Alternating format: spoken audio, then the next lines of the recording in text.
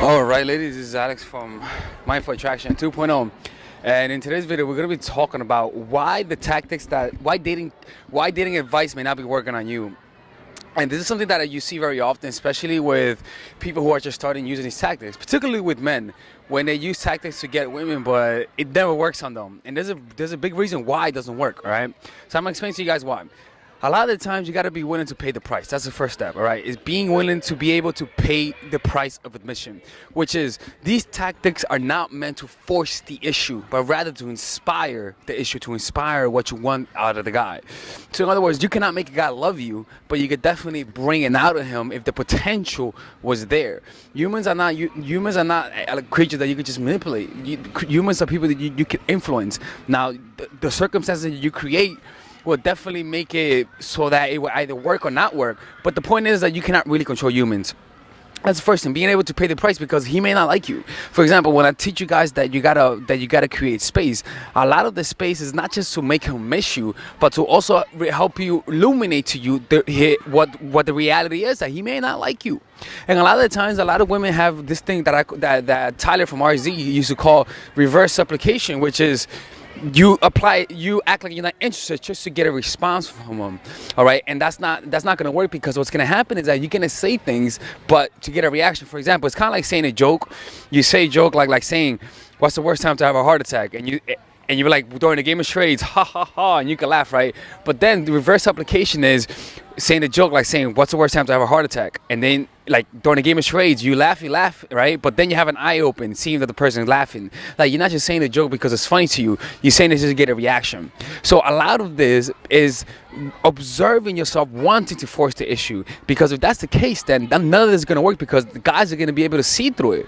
They're going to see your intentions. They're going to see through little subtle things that you communicate, that in reality you're acting, that you're doing this just to get them to become attracted to you.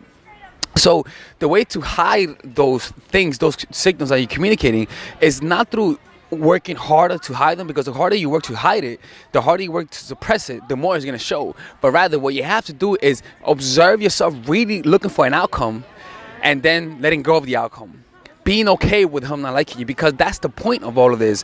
It's not to just bring out the attraction, but also to reveal it without trying to alter it. Now, if you act like you're not interested, if you back off and he's not really interested, that's when you got to use the part of the spiritual practice, which is to say, observing yourself wanting the reaction, observing yourself wanting him to love you. You see what I'm saying? And if you're unconscious of that, you're gonna continue to try and get him to like you. And you may try to consciously convince yourself that you don't like him, but deep down, your actions has an underlying intention, which is you need that reaction, or else you're gonna go crazy. And if you don't get that reaction, guess what? You get even needier. You supplicate even more through trying more tactics. And you know what you begin to do, right? You begin to be overwhelming. You begin to be forceful about the issue.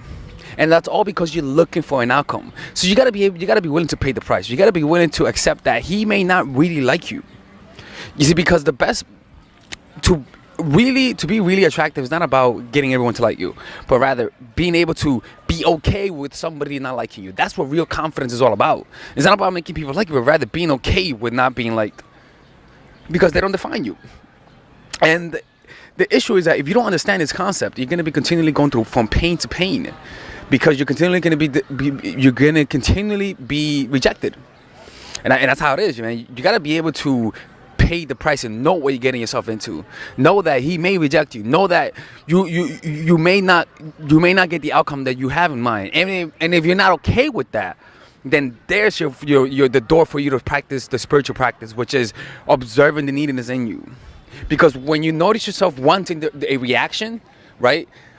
Most people try to get more reaction to try to change that reality that they don't like you. But in this case, I want you to observe yourself wanting a reaction, because what's going to happen, you're going to begin to slowly dissolve those patterns that have perpetually kept you in an immature and in rudimentary state, which is needing somebody to make you happy. As a child, you needed your parents to make you happy. Like when you were a baby, you felt hungry. Guess what? You screamed, and suddenly an imaginary hand came and gave you some food.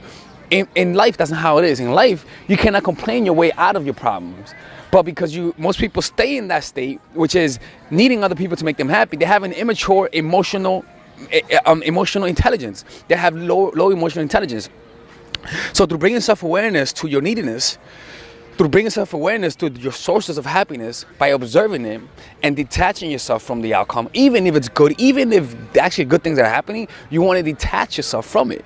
Because when things go bad, which is inevitable, you're gonna suffer. You see that? You notice how I am with my comments, like, and I people who know me know that I try not to make this part a big part of my life, of the YouTube channel. I try not to derive too much pride, too much validation from it. Because if I do, then I'm gonna be relegated to what happens when I don't get the validation. I'm gonna try harder, and you got to be aware of that. And most people are not aware of that, and that's an issue. That's a big issue. But yeah, that's how it is, yo. Like, I'm at Prospect Park right here. It's actually a nice day. This is actually where I was raised. Actually, I may walk around with you guys. Let's walk around. Give me a second. My book bag is dirty as hell, and I may go to another location. But yeah, I got this concept from the book Jack Canfield. What's this book called? Is The Success Principles, where he was talking about you got to be willing to pay the price. You know, you got to be willing to know what you're getting yourself into whenever you play this game. That he may not like you. You understand? He may not like you. He may not be he may not be really attracted to you. He may lose interest, and you gotta be okay with that. Because if you're not okay with that, then it just shows you that it's a telltale sign that what's going to happen is only going to be a short-term solution. Even if you get them to like you, it's going to be a short-term solution. Why? Because you're going to get the validation. I need some invites. What the fuck? I'm hungry. You're going to get the validation, and as soon as you stop getting the validation, you're going to go back to that same pattern of looking for validation. And that really doesn't make you happy. So you got to end that. I'm sorry, I need to look at this. Oh, just look at this. Oh my goodness, that is beautiful. Right? Sorry. Oops. But you got to be willing to be okay with the guy not liking you and rejecting you. And once you're there, then you're able to use a lot of these tactics. Then you're able to actually give him space. Then you're able to actually like just use these tactics without having underlying neediness. You know what I'm saying?